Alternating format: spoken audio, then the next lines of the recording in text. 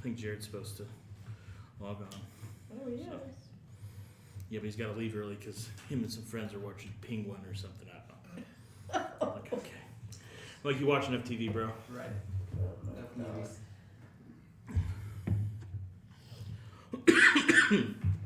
Okay. And then my friend Charles is going to be here too, but he's not going to be here until 7:10. I got second traffic. And my dad's over there, so I think that's everybody. Okay. What about that guy? What guy? Um, Bry? yeah. I was gonna say Bree, there's but Jared. that didn't sound right. Yeah, I need to remind him. He's actually coming up Thursday to practice guitar. There's Jared. Hey, Jared. Your mom and brother are here. Text And Callie. Text Bry, tell him to get online. There's a second person, so we'll see. Jared and who else? Who is our mystery YouTube guest? Could be Tanya. We'll see. Welcome to Bonhoeffer. All right, so who knows anything about Bonhoeffer before we start? Joe Beth has a book on. Yeah, it's Jared. I gave your mom. Oh yeah, there is Tanya. Good evening, Josh. Online tonight. Hope to be here next week. Awesome. Good to see you, Tanya. For those who are online, remind me and I'll email you the reading for next week so that you can join us in that. And there's a third person, so reveal yourself, third YouTube person. I'm just gonna pause till they do it. All right, anybody? What's his first name? Dietrich. There you go. Good job. Where's he from? Germany. He's from Germany. That's right. Anything else? Christian, killed. He was a Christian. He was killed. Yes. That's it. So anyway, next week we'll go over. I was kidding. Dietrich Bonhoeffer. He was born February 4th, 1906. He was a twin. A twin sister named Sabine. They were born in Breslau, Germany. I don't know where that is, but in a few years after that, in 1912, they moved to Berlin, and he started grammar school in 1913, and then 1914 something happened. What happened in 1914? World War One. Which what they call it back then, Great War. So his older brothers he had two siblings that fought in the Great War, obviously for Germany. He was a German. And his oldest brother, Walter, is killed in World War I in 1918, towards the end of the war. And it's hard to overstate the impact that this had on the Bonhoeffer family. So the Bonhoeffer family was kind of upper middle class. His father was a famous psychiatrist. He actually was a critic of Freud. So Sigmund Freud, obviously very famous German psychiatrist. And Bonhoeffer's father was just a very famous psychiatrist, kind of on the other side of things from Freud. His mother had a college degree, which was very rare at the time. His mother's grandfather was a fairly well-known, especially in Germany, a well-known Protestant theologian. So his family was well off. He was well educated, and they lived pretty cushy lives. And then when they moved, they were in Berlin, and they were pretty wealthy. You know, they had the maids and the cooks and all that. I mean, they weren't wealthy. I mean, but they were, upper middle class. They were better off than the vast majority of people at the time. And so having Walter die, his mother was incredibly affected. She was so affected by it that she actually moved out of the house for a while because she, Germany, early 9th century, you weren't really supposed to show a whole lot of emotion. And so she just couldn't handle it. And so she actually moved out of the house for a little bit. So I guess she could be emotional in a room. And his father kind of got more withdrawn. It just had a really negative effect on the Bonhoeffer family. His brother Walter had a Bible that Dietrich kept for the rest of his life. And we'll talk a little bit about Bonhoeffer's pacifism, and his pacifist ideals might have sprung initially from this experience. So his brother Walter's death was important. In 1920, when he was 14, he decided he wanted to be a theologian. He wasn't a Christian. Okay? Nominally Christian. His father was not a Christian. His mother was a Christian kind of culturally. She would give them religious education. What we have to remember, and part of what we're going to be looking at today is setting the context for Bonhoeffer's life, is that he lived in a country where they have a state church. So the State Church of England was what? Or is? What's the Church of England? Anglican Church. So even those who aren't religious, there's all this religious, like, even those who aren't But they were in believers, Germany, so it I know, was. I'll get there. They have this religious connection. So the state church of Germany is the Lutheran Church. Remember Martin Luther? So they're all Lutheran, but kind of nominally. So when he decided at 14 to be a theologian, theology at the time was a career not unlike law. Okay, you would go study law, you would go study theology. Saying, what's your area of expertise? Psychology. Okay, cool. So you probably have thoughts on Sigmund Freud. But so you've got, it was like psychology or the law. Theology was a field of study that you entered into. It wasn't something that like pastors did or only pastors did. When he said at 14 he wanted to be a theologian, that meant he was going to go teach in some like highfalutin academic institution. Not that he was going to go be a pastor in a church. A theologian was a kind of a revered, important, successful academic. So whether you're a lawyer or a theologian or a psychologist or whatever, it was a field of study. So at 14, he decides he wants to be a theologian. Before that, he had thought about being a concert pianist. Let's see. I think that is... Babe, would you go open the door? I think that's Charles. And he was a really good musician. He's a really good musician. He could have possibly gone to a musical career. So these are the kind of things, they're upper middle class and they're like, should I study music or should I study theology? Or they're like Zane and they're like psychology, maybe I'll study that or whatever, right? Mm-hmm. That's probably how Zane did it. He just had, what do I want to do? Hey Charles, come on in, have a seat. So he decides at 14 he wants to be a theologian. Oh, knock yourself out. And he goes to Berlin, of course, was a famous place to study theology. And he hears a preaching, though, from the son of William Booth. Does anybody know who William Booth was? Who was William Booth? Salvation Army. Uh-huh. Wilkes Booth?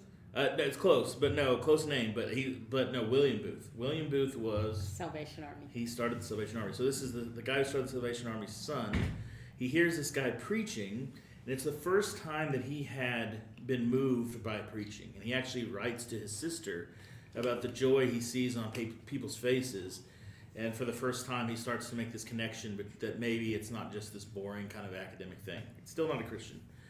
So he's confirmed. He goes through the Lutheran confirmation process in Berlin. And then like all of his siblings and his father, he does 1 year of studying at Tübingen. Now, Tübingen is still a popular place, an academic place. They also do a lot of, they print a lot of things there. So when I was doing my thesis, there are a lot of journals and stuff that I remember doing my thesis, doing all the citations, and Tübingen came up all the time. So he's in Tübingen, and then he travels around for a while. He's always asking for money from his parents, like Jordan. He's like, He goes to Rome, he goes to North Africa with his brother Klaus, and then he studies at Berlin University. And when he's studying at Berlin University, he's studying under a very famous theologian named Adolf von Harnack. Now, this is before Adolf Hitler, so Adolf was a common name. Okay, now not so much. But von Harnack was an incredibly famous theologian, and there's actually, I think von Harnack married a relative of his. They were kind of neighbors. He studies under all kinds of famous theologians, but von Harnack is the most famous of them. And what you have to understand about Germany at the time and German theology at the time was a couple things. One, theology, because of Luther and because of how far back Germany became Protestant, Protestant theology has always been centered in Germany. To this day, it's centered in Germany. Okay. If you go to DTS, Dallas Theological Seminary, and you want to get their theology degree, their Doctor of Theology degree, which I can't remember what they call it. They don't call it Doctor of Theology. Yeah, THD, I guess it is. You have to learn to read German. They go, it's impossible to understand theology in their mind and not read German. You also have to learn French, but that's mostly for Calvin. It doesn't matter. So Germany is the center of Protestant theology. And when Bonhoeffer's studying in Berlin under von Harnack, they have what's called German liberal theology. Now, German liberal theology, it's not liberal, it's not a political thing, okay? Because German liberal theology actually helped birth Nazism, which is extremely right-wing. That's fascist, okay? So it's not politically liberal, but German liberal theology. Does anybody remember, I think we talked about it a little bit when we talked about Karl Barth. Does anybody remember anything about German liberal theology? I feel like no. I remember you mentioning it. Thank you. That's good. Gold star for you, Charles. I know you like to read German liberal theology in your spare time. All right, so this is the theological landscape that Bonhoeffer's in. Number one, they use what's called the historical critical method. They're birthed out of the Enlightenment, okay? German liberal theology is kind of the height of Enlightenment theology. When I say born out of the Enlightenment, the Enlightenment idea was, one of the Enlightenment ideas was, all we have to do is find the perfect system to input data in. And if we can input data into the right system, we'll solve everything. So the Enlightenment is where Darwinism comes from. It's where communism comes from. There's positive things as well. You have a lot of breakthroughs as well. But there's this modern idea that you find a perfect, unbiased, objective system. And you put information into it, and out it will produce the right thing. Okay, so Thomas More's utopia. We'll reach utopia. Like everything's going to, all we have to do is kind of find the right system, and everything will be solved. So the historical critical method was a system for studying theology. And what they did was they started to apply what's called historical and literary criticism of the Bible. So this is where this is where form criticism and redaction criticism and all these criticisms come in. And criticism and critical here is not like a negative thing. It's not like I'm criticizing you. Critical here, criticism here is, I'm trying to think of a good way to describe it. It's like almost a breaking down into something you can understand. So the one thing they did was they started to treat the Bible as a historical document rather than divinely inspired. So they said, okay, here's the Bible. It's a historical document. What can we learn about it? And so theology, instead of we believe that the Bible is the Word of God, let's study it, it was we have this thing, it's important. Let's study this as a historical document. Who wrote it? How was it edited? They ask all kinds of questions. They're trying to strip away the myth. If you'll remember, that at one point I gave you a reading about the resurrection, and it was from von Harnack. And he basically said the resurrection is about, it doesn't really matter whether the resurrection happened or not. It's how the resurrection makes you feel. Okay? So it doesn't matter whether the resurrection happened. How does it make you feel? That's von Harnack. That's German liberal theology. So when they look at it as a historical document and they go, okay, well, obviously these miracles didn't happen. I mean, obviously, like, maybe Jesus didn't even exist.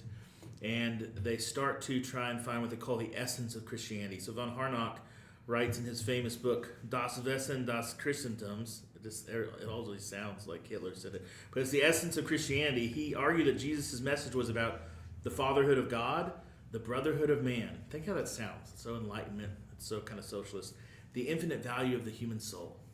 Okay? That's what von Harnack said Jesus' message was about. The fatherhood of God, the brotherhood of man, the infinite value of the human soul.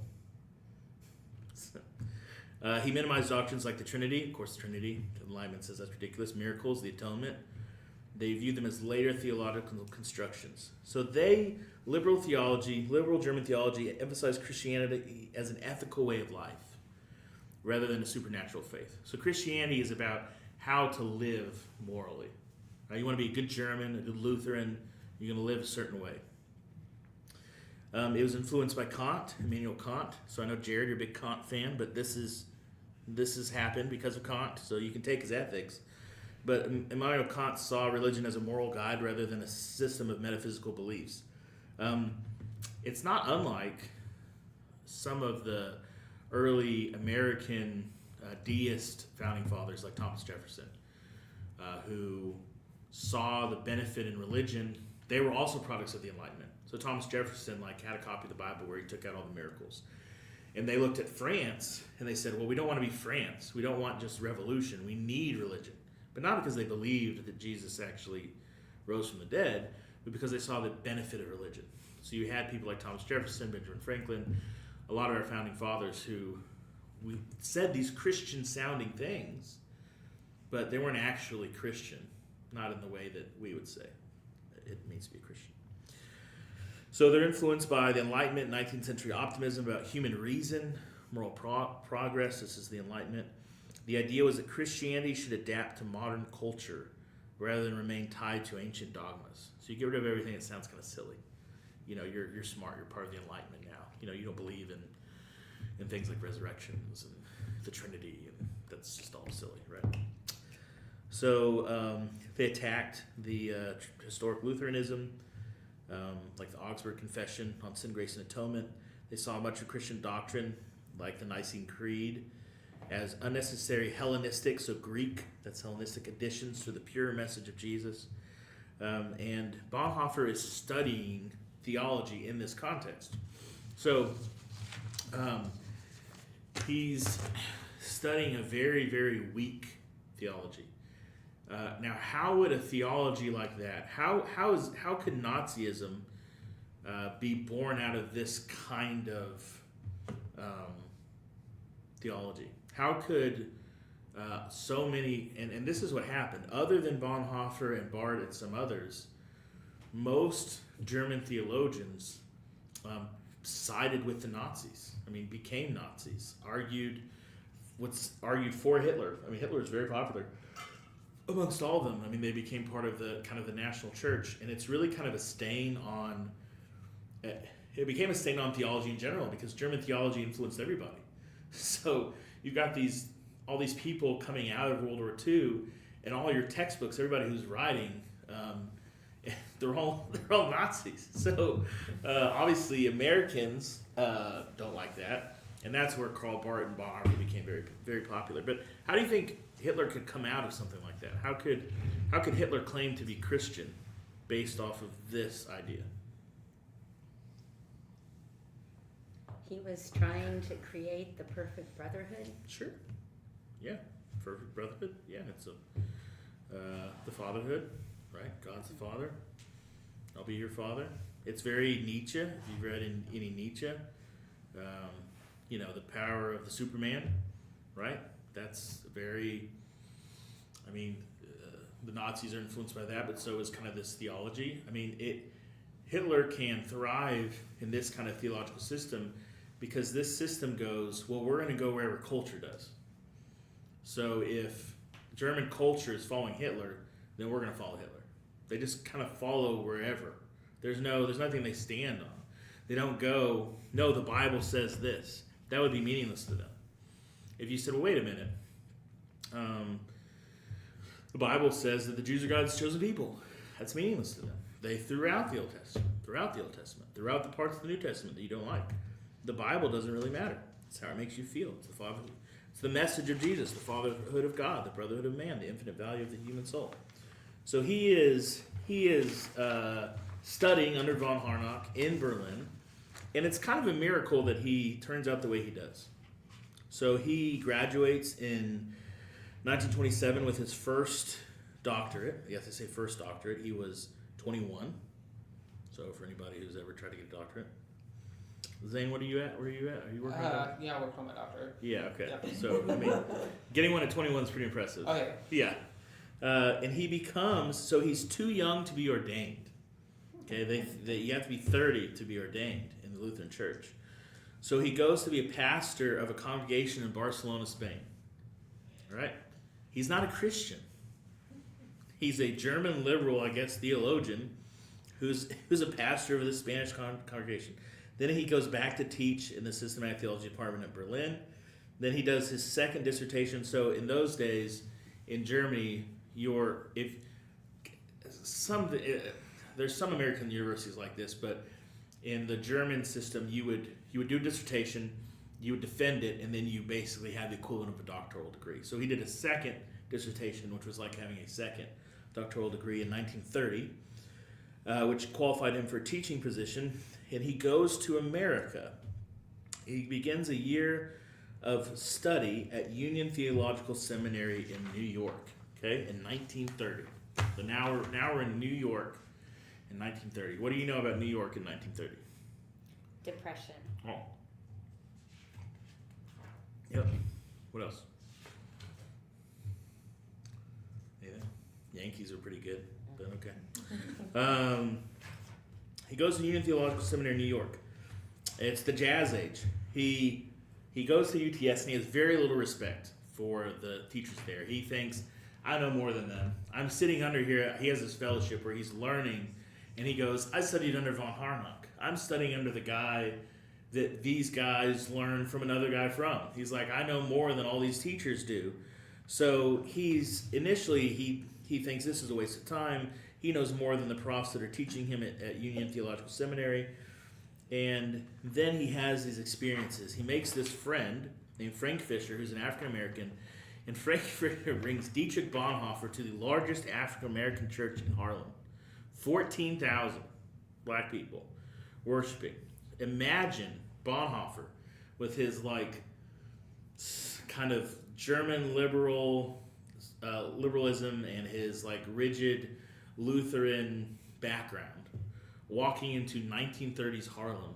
There's a 14,000 member African American church. He loved it. And he stuck out like a sore thumb. Obviously, he looks basically like if you've seen Bonhoeffer, he looks like the Aryan, the ideal that Hitler wanted. And he said this, it was a turning point in his life. And he's so impacted with their relationship with God and hearing the simple gospel preached that he regularly attends the church. And he actually, when he got home, he brought records of all the songs from them. And he basically gets converted in America in this African American church in Harlem.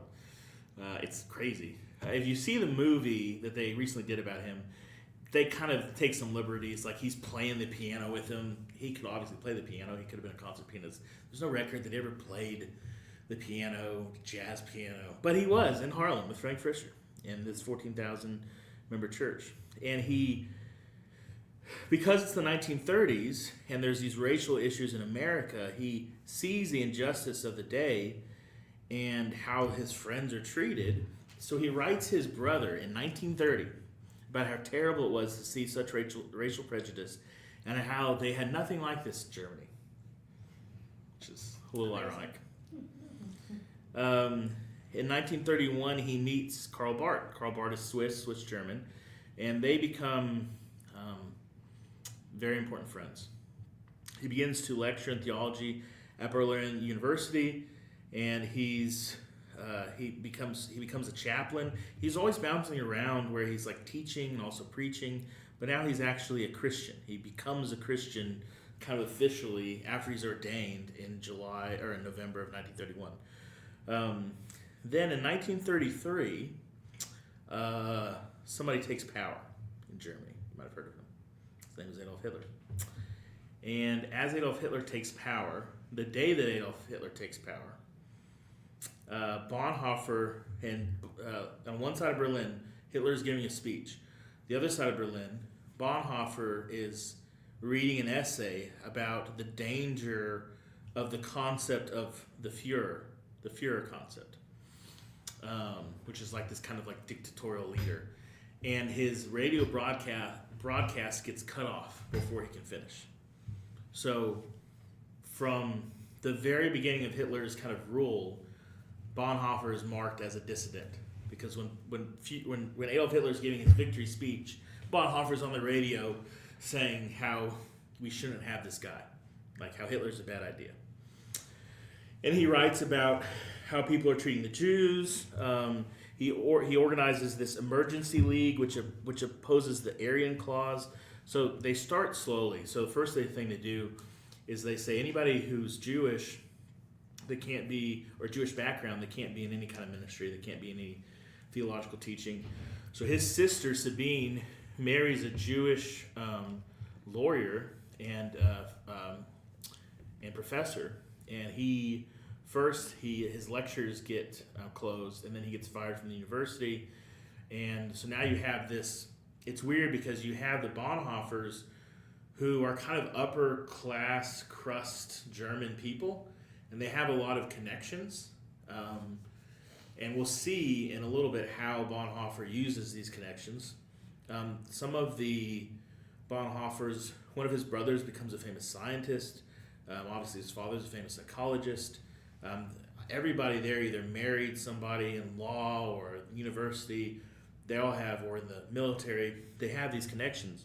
But he's starting to see Jewish, the prejudice against Jews. And they do it slowly. The Germans do it slowly.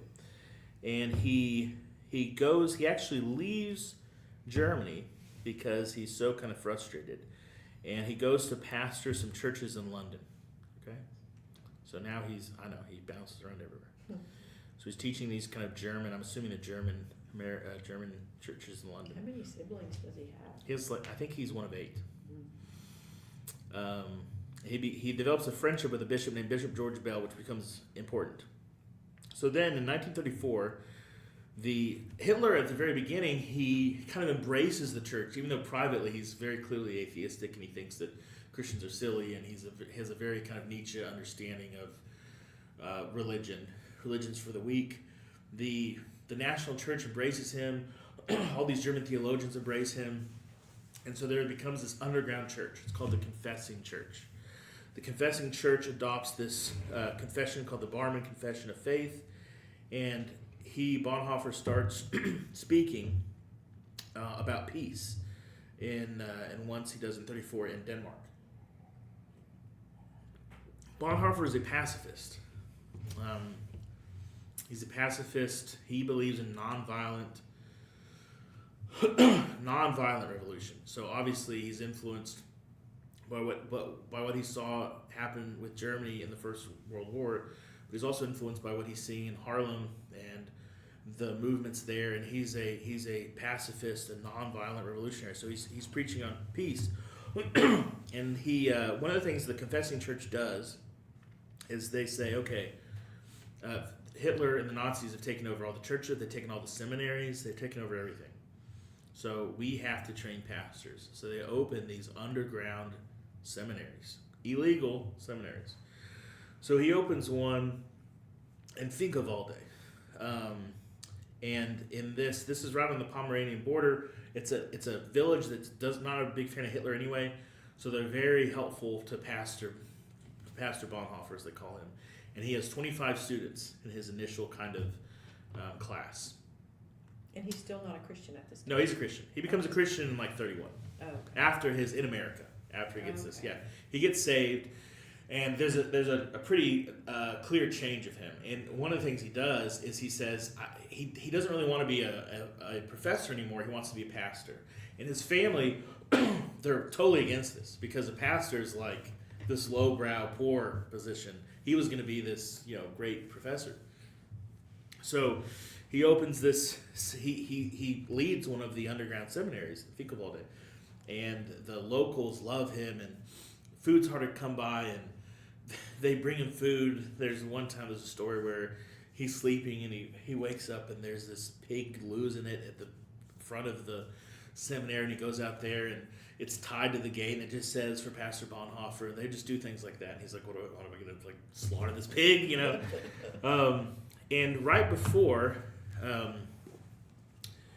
in 1937, while he's still he writes 2 books while he's doing this.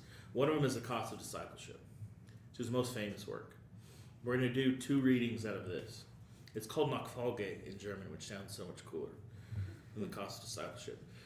So he writes The Cost of Discipleship. He is incredibly influenced by the Sermon on the Mount, Matthew 5-7. And if you remember, those of you who are in my Sermon on the Mount class, the kind of German liberal theological idea on the Sermon on the Mount was it wasn't for Christians. It wasn't for regular Christians. The Sermon on the Mount was too difficult, a moral obligation for regular Christians. It was this kind of ideal. You couldn't actually do it. So Bonhoeffer's whole theology, his ethic rather than his theology, his pacifism, everything centers around the Sermon on the Mount. If you want to understand Bonhoeffer, you have to understand how he sees the Sermon on the Mount. That's what this book is. This book is a commentary on Matthew 5 through 7. The first chapter isn't. There's other things too, there's other parts of it, but it's all really centered around the Sermon on the Mount. So the Sermon on the Mount is really important to him. He writes this, and then he writes Life Together. And Life Together, again, comes out of him and his experience leading this underground seminary. Bonhoeffer was incredibly humble. There's a story that one of his seminarians tell where he wanted everybody to be disciplined, and they followed this kind of rigid structure. There's one day where this guy wakes up and he's late for morning devotion, so he rushes to morning devotion. And you're supposed to do things in this order. You're supposed to clean your room and make your bed and do. It's kind of military-esque. And this kid gets back from morning devotion, and he finds Bonhoeffer making his bed, making this kid's bed. And he was, embarrassed or whatever. But Bonhoeffer, he was doing two things. One, he was emphasizing how important it was to be disciplined and what they were trying to do. And two, he was showing that he wasn't too good to make this kid's bed, even though he's Dietrich Bonhoeffer, this is some kid. So he's running this underground seminary. And I will say that when he originally went to England, I'm trying to think of when it happened. At some point he leaves, and I can't remember whether it's when he went to England or if it was later, when he went to America the last time. I think it was when he goes to England. Karl Barth writes him a letter. And Karl Barth, I don't know that I have the letter. We may read it. Karl Barth writes him a letter. And it's pretty scathing. Let's see if I can find it. And Karl Barth basically says, what are you doing hiding out in England? Germany needs you. So yeah, it was in 1933. So Bonhoeffer had gone to England, and this is what Karl Barth wrote to him. He said, "What is all this about going away in the quietness of pastoral work at a moment when you are wanted in Germany? You know, as well as I do, that the opposition in Berlin," who is Hitler, "and the opposition of the church in Germany as a whole stands inwardly on such weak feet. Why aren't you always there, where so much could depend on there being a couple of people on the watch at every occasion, great or small, and trying to save what there is to be saved? I think that I can see from your letter that you, like all of us, yes, all of us, are suffering under the quite common difficulty of taking certain steps in the present chaos. But should it not dawn on you that there is no reason for withdrawing from this chaos, and we are rather required in, and with our uncertainty, even if we should stumble or wrong 10 times or 100 times, to do our part? One simply cannot become weary now. Still less can one go to England. What in all the world would you want to do there? You must now leave go all of these intellectual flourishes and special considerations, however interesting they may be, and think of only one thing. You are a German, and the house of your church is on fire, that you know enough to be able to help, and that you must return to your post by the next ship." So he returns to Germany. And Karl Barth might not have known it, but by writing that letter, he seals his Bonhoeffer's death warrant by doing that. So the seminary is shut down, and they find these seminaries, and they shut them down in 1937. The Gestapo finds them. In 1936, he's declared a pacifist, an enemy of the state, and he's revoked. His authorization to teach is revoked, and the 37 they close the seminary. They close all the seminaries. If you watch the movie about him, again, it's a pretty good movie, but they take licenses. They burn the seminary down. They didn't actually burn it down. They just closed it down. The Nazis are bad enough. We don't have to make anything up. And in 1938, he's forbidden to live or work in Berlin. And in that year, 1938, he begins to contact the leaders of the resistance. And he writes Life Together. and he helps his twin sister and her Jewish husband escape Germany. He does a lot of work with the resistance, helping Jews escape, helping people escape. And he goes back to London in 1939 to meet with Bishop Bell, who he made friends with. He also meets with a very famous German-American who had met in New York called Reinhold Niebuhr. And he goes to the U.S. To preach. And they want him to stay there because at this point, it's just kind of a matter of when, not if, he's going to be arrested. So Reinhold Niebuhr and other Germans say, just stay here in America, just teach here, like wait out the war. But he decides he's got to suffer with his people. He goes back to Germany, and he becomes a civilian agent. This is one of the strangest things, of the German military intelligence. So the German military intelligence agency at the time was basically a front for the resistance. So the Gestapo were all the like really bad people, and the German military intelligence agency called the Abwehr was full of resistance people, including some of Bonhoeffer's family. So even though he's considered an enemy of the state, because of the influence of his family, he gets this job as a military intelligence agent, and he gets to go around the country. And he goes around the country, and he... Oh, where's the rest of my timeline? I might have lost it. That's okay. He goes around the country, and he is involved somewhat. So he's involved in a lot of resistance work. One of the things that he really tries to do is he tries to kind of negotiate. He uses his contacts in England, and they try to negotiate kind of peaceful terms. Like if Hitler can be taken out, what would England and the Allies agree to?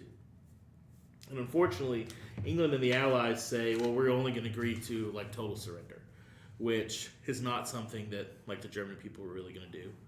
Let me pull this up. Sorry. All right, let's see. In 1940, he's prohibited from public speaking. He has to report regularly to the police, and he begins to write his most famous, or not his most famous book. He begins to write Ethics. He stays in Munich, and then Then they say you can't publish. Okay. So before he couldn't publicly speak, now he can't publish because of subversive activities. While he's actively employed by the German military intelligence, this is just the way it was. He travels to Norway, Sweden, and Switzerland for the resistance. He writes his Christmas essay after 10 years, which is in this book. It's the beginning of this book, which we will read that letter. It's pretty amazing. He gets engaged in 1943 in January, and in April he's finally arrested. He's arrested and held in Tegel prison in Berlin. He's charged with subversion of the armed forces and being a pacifist. He's not charged with the plot to kill Hitler. And he begins to write letters, and his best friend saves as many as he can, and this is ultimately published. Both of these are published after his death. He didn't quite finish the Ethics, and this is a collection of his work. We're going to do 2 readings from all of these letters and papers from prison. The Gestapo arrests his brother Klaus, his brother-in-law, who were active participants in Operation Valkyrie, the operation to assassinate Hitler. People make a big deal out of Bonhoeffer being part of the plot to assassinate Hitler. He never really was. I know that sounds cool. He just knew about it. I mean, he definitely was part of the resistance, but there's really no evidence that Bonhoeffer, even amidst all this stuff, ever really gave up his pacifism. And the idea that he would ever actively try to kill Hitler is a little beyond the pale. I mean, that just wasn't him. And he's in prison.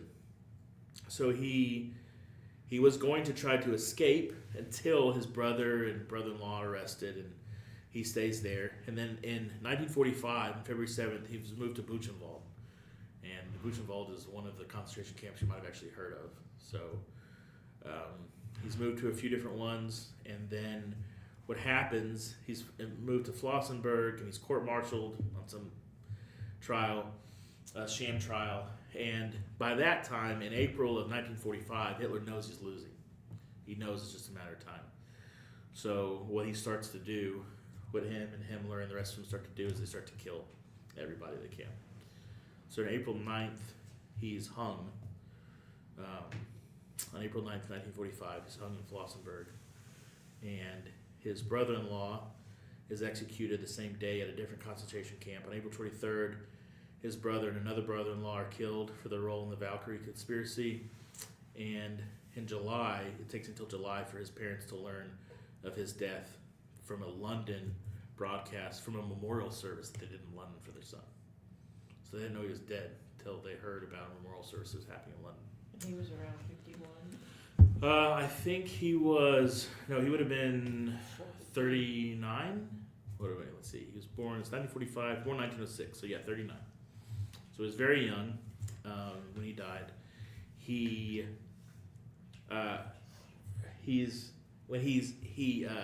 There's somebody who survives. There was a British POW who's in the concentration camp where Bonhoeffer is hung. And right before he's hung, Bonhoeffer gives, it's almost Easter, so Bonhoeffer gives an Easter sermon. And let me see if I can, I don't know if it's in here. Let me see if I can find the little part about, I'm trying to remember where it is, where it talks about the end of his life, because I think it's important. Let's see.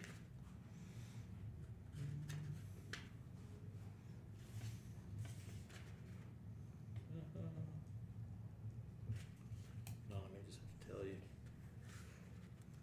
Oh, yeah.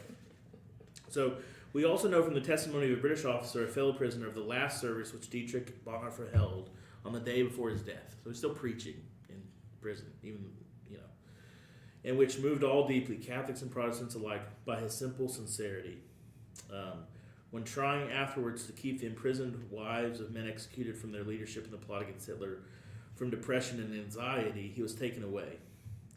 We know that Dietrich Bonhoeffer, who was never tried, went steadfastly on his last way to be hung and died with admirable calmness and dignity.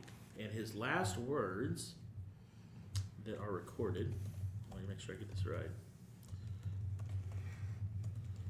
as he's led away to be hung, he said, "This is the end for me. This is not the end. This is the beginning of life." Yep. So, that's Bonhoeffer. That's I know there's a lot. It's hard to do a whole guy's life. Human 39 years quickly. So, questions?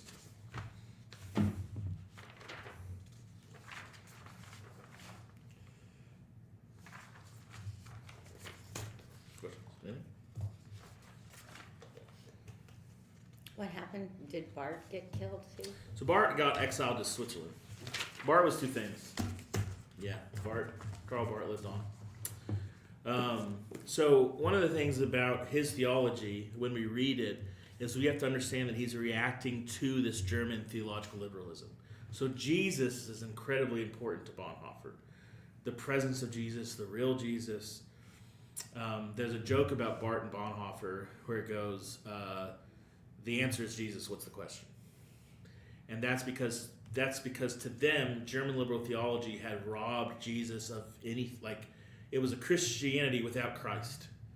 And so they wanted to recover that. They wanted to recover the miracles. They wanted to recover the person of Jesus. Bart will argue that Jesus actually is the revelation of God is not even the Bible. The Bible is a testimony about the revelation of God. It is Jesus. Jesus for both Bart and Bonhoeffer is so incredibly important, which you're like, I get it, it's Christianity, but it's because of how he had been robbed of everything in kind of German liberal theology. So you will see a focus on Scripture for them. You'll see a focus on the supernatural, on Jesus. He rejected the kind of optimism and reductionism of German liberal theology. He doesn't like any of it, and he's an actual Christian, so that's good.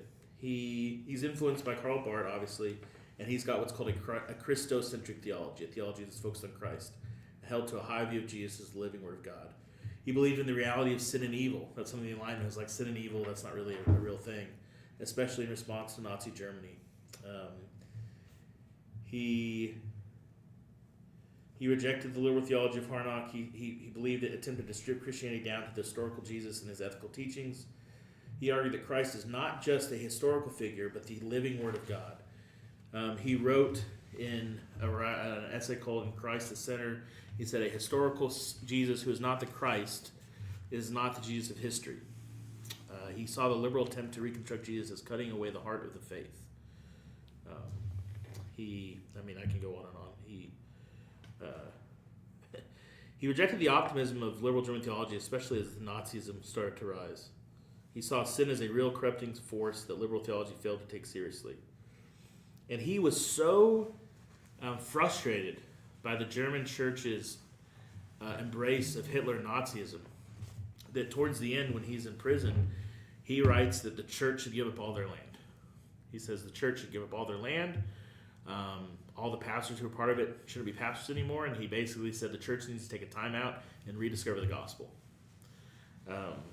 He was incredibly frustrated by the failure of the church to stand up to Hitler, and he saw the church not as a human institution but of the body of Christ.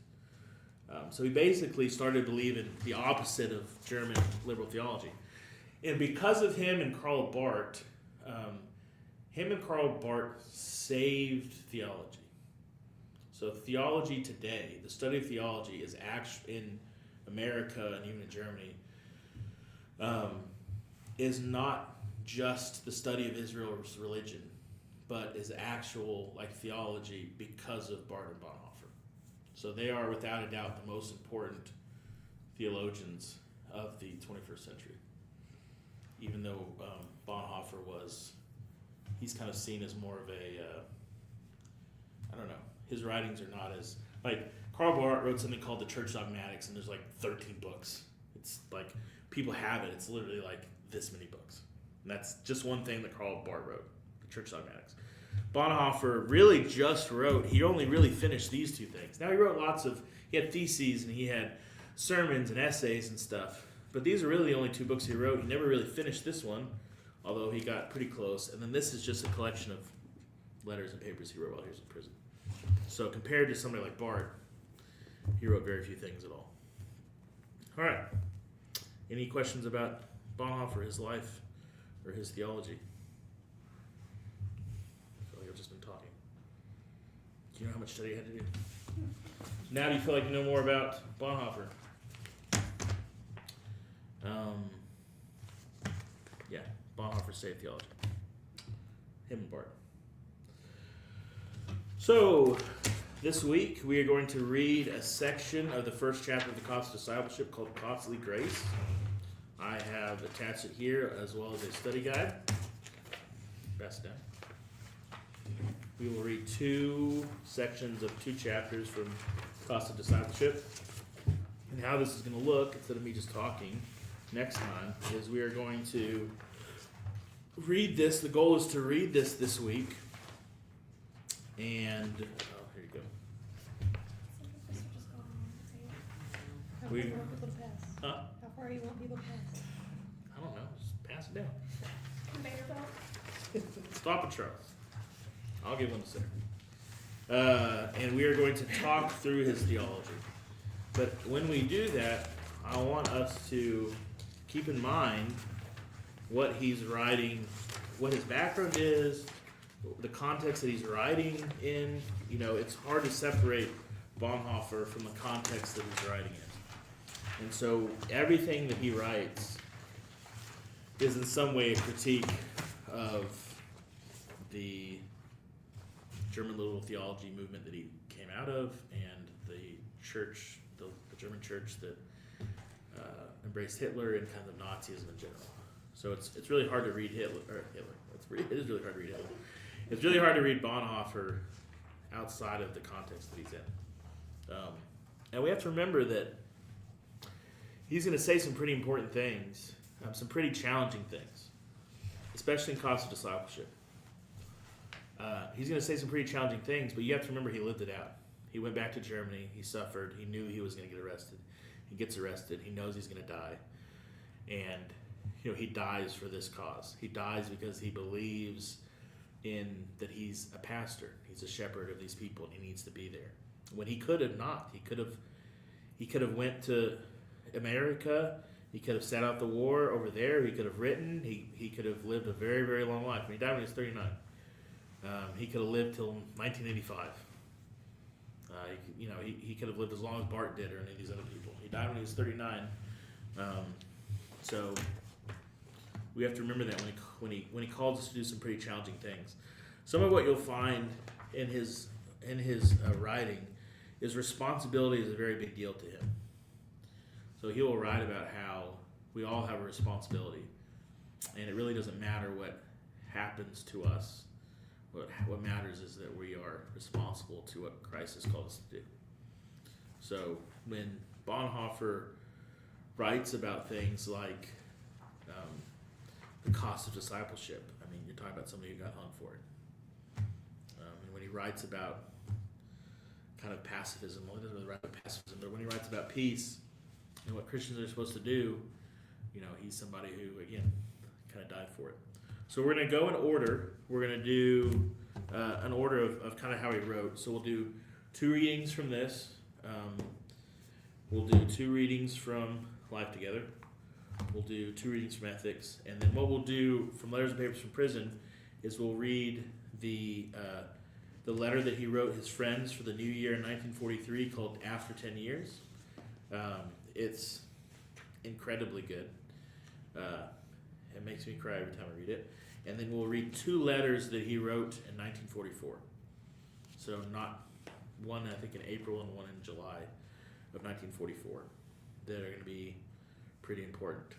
And we'll, talk about his theology and see what we agree with and see what we disagree and all that other stuff. Okay. Any questions? Somebody say something, because I've been talking for an hour. Thank you, sweetie. Any question? I mean, you gotta have something. There's gotta be some thought in there. Well, it reminded me of Augustine also wrote in response to his context in which he was in and the religious craziness that was going on during his lifetime. Yep. Jared, you got anything in the interwebs? Sarah, thoughts on Bonhoeffer? Nothing? Charles? You're German. Sure. Yeah. Joe Beth? Jordan? Kelly? Zaya? Nothing. How close was he to getting rescued? So I think I think it was like 2 weeks before the Allies liberated Flossenburg. Yeah, 2 weeks he would have been. And he might not have been executed so early, except that he was trying to just minister to people. He was preaching sermons and stuff. And they told him to stop. And he was like, I'm not going to stop. They're like, cool, we're going to hang you then. So he was a German citizen, so they hung him instead of putting him in the gas chambers or anything. But, yeah. He was, yeah. But his, the other thing that I would say about Bonhoeffer, when you read him, and I would encourage you to read all of his works. I think the best thing he ever wrote was Life Together. It's not that long. But I haven't read all of Ethics, so I can't lie that I read all of it. But I've read all of these 2. I've studied these 2. Me and Donworth have read this together. I read most of these, and I've read a fair section of Ethics too. But one of the things that you'll see in Bonhoeffer is he's incredibly hopeful, even in prison. It's hard not to compare him sometimes to Paul. He's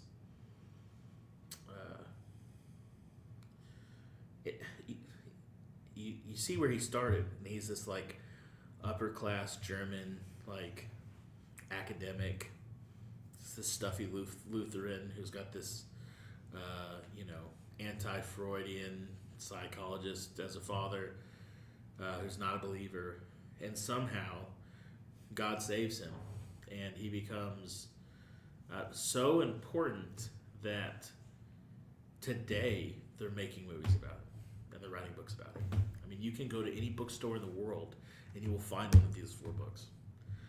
Like, he is incredibly influential.